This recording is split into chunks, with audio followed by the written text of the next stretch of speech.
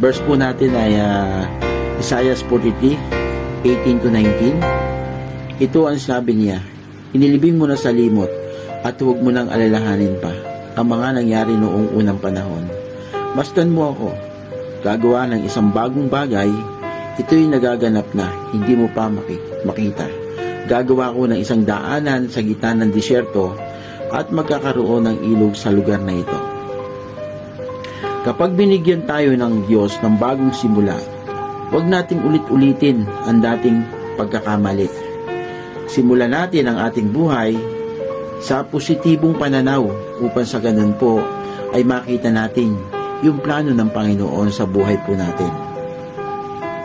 At magkaroon din po tayo ng konkreto o kumpletong pagsunod po sa Diyos. Ang kailangan po natin ay kung naliligaw na po tayo ng landas, kailangan po na hindi naman po masama na bumalik po tayo sa starting point ng buhay natin, na isuko po natin ang ating buhay sa Panginoon at alam po natin kung tayo po ay naliligaw na ng landas at ito po ay kumbaga mangungusap po ang Panginoon sa atin. Kaya tahakin po natin yung tamang landas patungo po sa ating buhay na walang hanggan.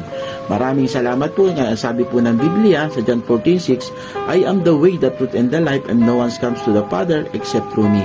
So siya lang po yung tanging daan. Wala na pong iba, kundi ang Panginoong Jesucristo ang ating tagapagligtas po.